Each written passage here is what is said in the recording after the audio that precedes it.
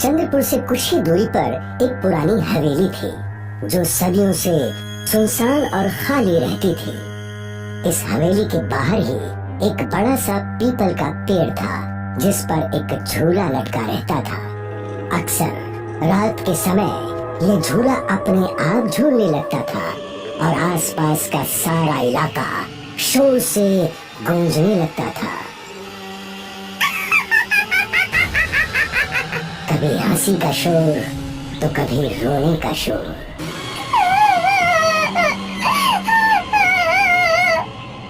लोग इस हवेली के आसपास भी भटकने से डरा करते थे।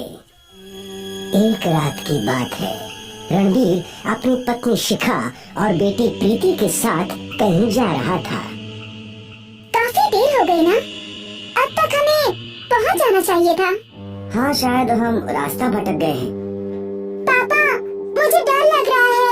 ये जंगल है, यहाँ जंगली जानवर भी होंगे ही।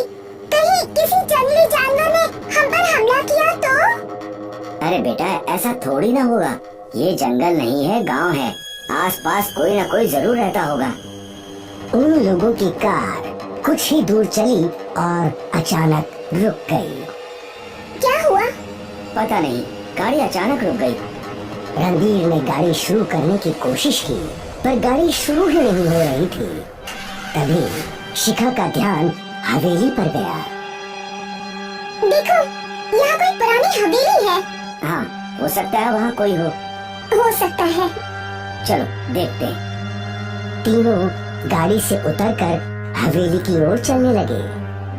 इस हवेली को देखकर लगता है कि सदियों से कोई यहाँ आया तक नहीं होगा। ऐसा नहीं होगा, हवेली बहुत बड़ी है, कोई ना कोई जरूर होगा।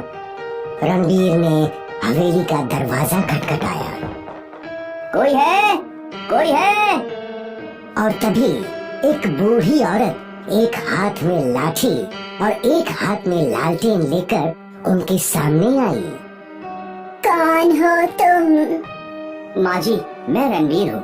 ये मेरी पत्नी शिखा और ये मेरी बेटी प्रीति है। हमारी कार यहीं सामने बंद पड़ गई। रात भी काफी हो गई है। क्या हम यहाँ सुबह तक रह सकते हैं क्या? रह तो सकते हो, पर ये हवेली सदियों से बंद है।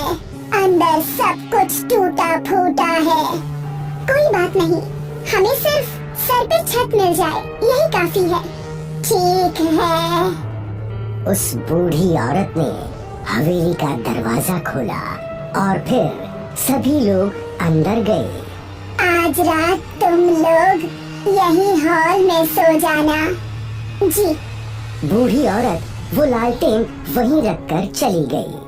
उसके जाने के बाद शिखा और रणबीर बातें करने लगे। कितनी अजीब औरत थी। हाँ, पर एटलीस्ट समय पे हमें रहने के लिए छत तो मिल गई, वरना इतनी रात को इस सुनसान इलाके में हम कहाँ भटकते। वो भी है। प्रीति, बेटा तुम इस सोफे पे सो जाओ, आप उस पर सो जाइए, मैं यहीं सोती हूँ। ठीक है। रात काफी हो चुकी थी, इसलिए तीनों को जल्द ही नींद आ गई, गहरी नींद। आधी रात को शिखा की आंख खुली तो उसने देखा कि उनकी बेटी प्रीति वहाँ नहीं थी। प्रीति! प्रीति! शिखा के चिल्लाने से रणबीर भी उठ गया। क्या हुआ? प्रीति यहाँ नहीं है। यही कहीं होगी। इतनी रात को कहाँ जा सकती है? रणबीर और शिखा प्रीति की खोज में जुट गए। वो लालटेन लेकर हवेली के अंदर उसे ढूंढने लगे। प्रीति! प्रीति! शिखा और रणबीर हवेली के हर कमरे में गए पर प्रीति कहीं नहीं मिली। प्रीति कहाँ चली गई? तभी रणबीर का ध्यान खिड़की के बाहर गया। शिखा, वहाँ देखो। प्रीति पीपल के पेड़ के झूले पर बैठी थी। शिखा और रणबीर दौड़कर हवेली के बाहर आए। उन दोनों ने देखा कि प्रीति किसी से बात कर रही थी, लेकिन वहाँ कोई नहीं था। प्रीति, तुम यहाँ क्या कर रही हो? मम्मी, ये आंटी मुझे यहाँ ले आई। कौन सी आंटी? वहाँ कोई नहीं है। जब शिखा और रणबीर प्रीति के पास पहुँचे तो वो अचानक हवा में उड़ने लगी।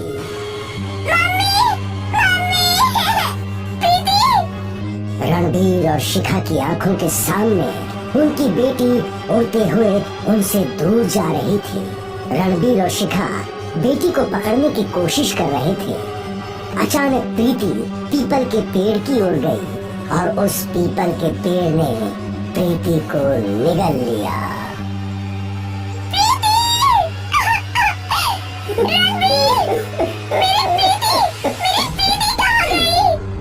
दोनों पति पत्नी रो रहे थे कि अचानक उनकी बेटी पीपल के पेड़ के झूले पर झूलने लगी। प्रीति, प्रीति बेटा। मम्मी, पापा, आप लोग रो क्यों रहे हैं? रणबीर और शिखा प्रीति के पास गए, लेकिन जैसे ही उन्होंने प्रीति को छुआ तो प्रीति एक डायन में बदल गई। डायन को देखकर शिखा और रणबीर डर गए और उस पेड़ से दूर भागने लगे। वो दोनों भागते भागते हवेली के अंदर चले गए। वो डायन भी उनके पीछे पीछे हवेली के अंदर आ गई और डायन के हवेली में अंदर कदम रखते ही खंडर सी हवेली नई नवेली हवेली में बदल गई। तुम लोग तो खुद मेरी हवेली में आ गए। अब तुम्हें कौन बचाएगा? रणबीर और शिखा हवेली की सीढ़ियों पे चढ़ने लगे तो अचानक सीढ़ियां अपने आप नीचे की ओर चलने लगीं। रणवीर, ये डायन हमें नहीं छोड़ेगी। सही कहा, बिल्कुल नहीं छोड़ूंगी। डायन ने शिखा और रणबीर को जमीन पर पटक दिया और जोर जोर से हंसने लगी।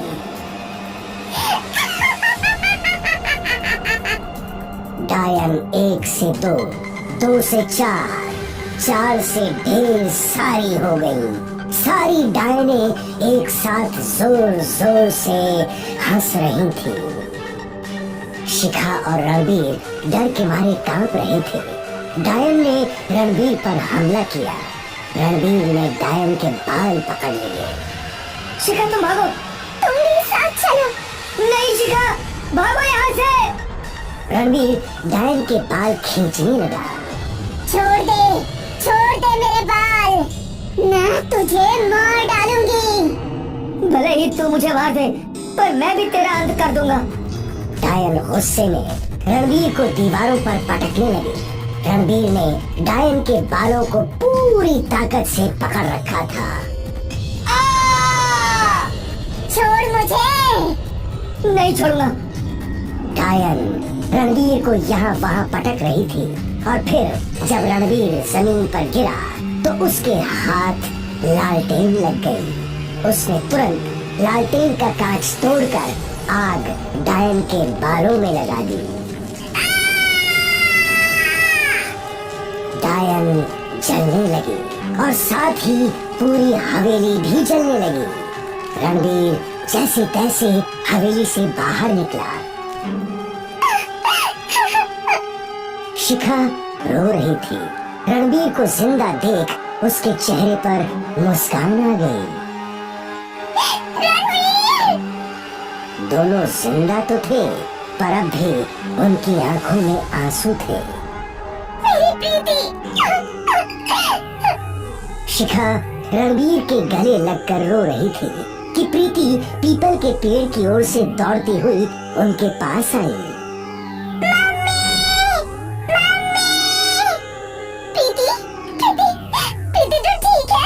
प्रीति जिंदा है।